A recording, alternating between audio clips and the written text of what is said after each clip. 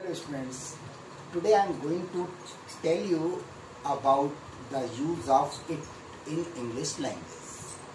It का प्रयोग कैसे करते हैं हम अंग्रेजी भाषा में, मैं आपको बताने की समझाने की कोशिश करता हूँ। तो देखें, it एक इंट्रोडक्टरी प्रोनाउन के रूप में हम इस्तेमाल कर सकते हैं। it का इस्तेमाल कैसे हो सकता है? पहली बात है to introduce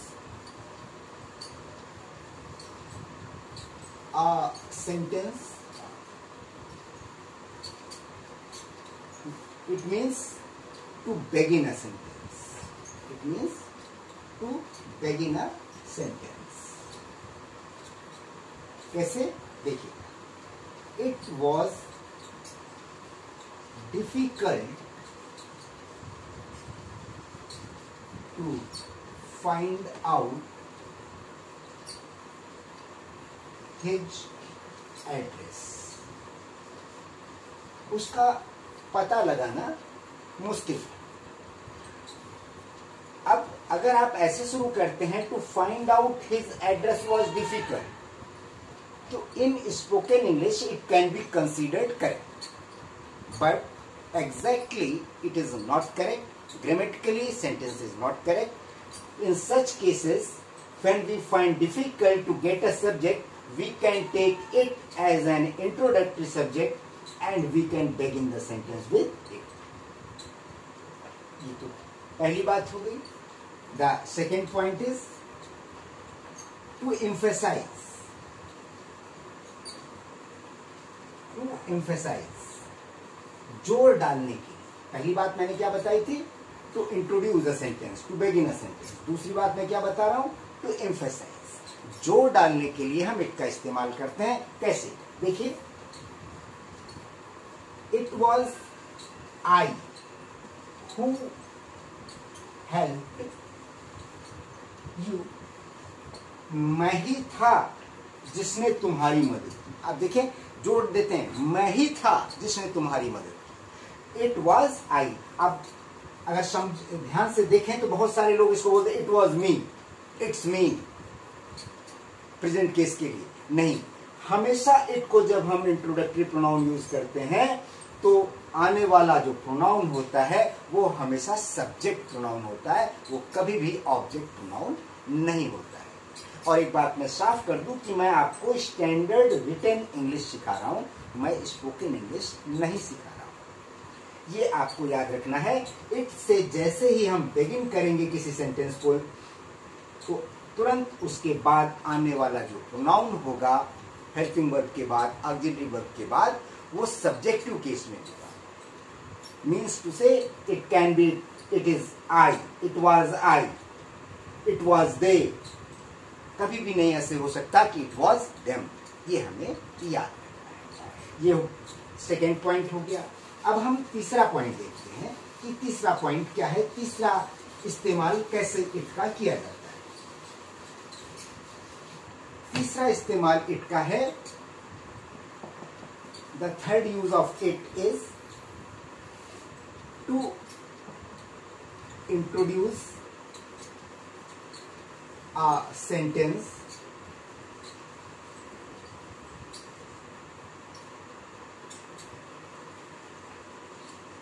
showing expression of time, season. In season you can take weather also. Season, weather, wind, all these things, all natural things, and all holidays or anything related to that time. अभी मैं example देता हूं तो शायद आप समझ जाएं. जैसे कुछ तो आपको पता होगा, आपसे कुछ 4 बजे हैं, आप इंग्लिश में क्या बोलते हैं? It is 4 o'clock. लेकिन अगर आपसे ये कहा जाए कि कल संडे है, कल रविवार है, तो आप बोलेंगे संडे, टुमारो इज संडे.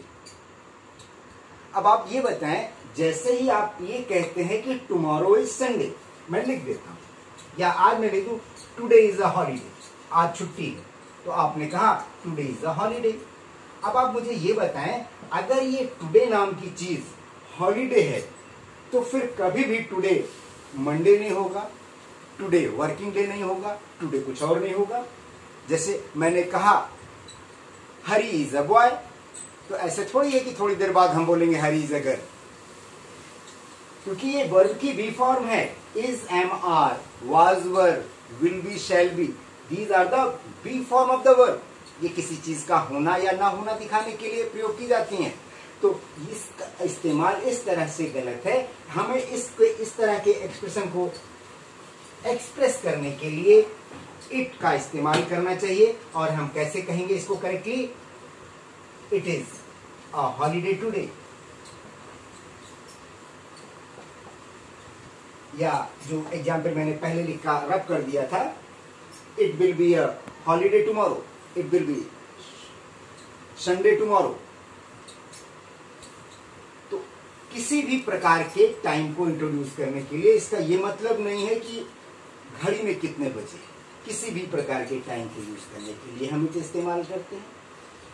अब पानी धीमे धीमे बरस रहा है तो इट इज ड्रिजलिंग, क्योंकि मैंने कहा इस सीजन, वेदर, इन सबको एक्सप्रेस करने के लिए हम क्या करेंगे? इट को as an introductory pronoun use करेंगे। तो हमने कहा पानी धीमे धीमे बरस रहा है, हो जाएगा इट इज ड्रिजलिंग। हवा तेज चल रही है, इट इज ब्लोइंग हार्ड।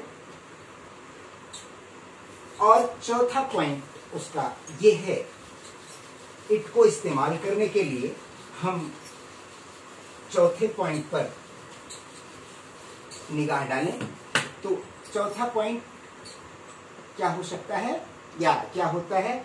वो है to express the distance, to express the distance. We just see a lot of things we speak wrong in our day-to-day life. So how should we express the distance? अब अगर ये कहना है कि यहां से दूरी 5 मील थी, it was 5 miles from here, आप बना लेंगे। और अगर मैं ये कहूं कानपुर यहां से 80 किलोमीटर है, आप फिर कह देंगे कानपुर इज, मैं लिख दूं Kanpur is 80 kilometres from here. और फिर देखें आप वही गलती कर गए, ये इज एक बी फॉर्म है वर्ब की, और ये शो करेगी कि कानपुर नाम का जो जगह है वो 80 किलोमीटर है। मतलब इस कानपुर को ही वो 80 किलोमीटर बता दें, बिल्कुल वैसे जैसे मिल्क इज लिक्विड। तो हम ये कहना नहीं चाहते, तो हम क्या बताएंगे? It is 80 kilometre far Kanpur from here. It is 80 kilometre far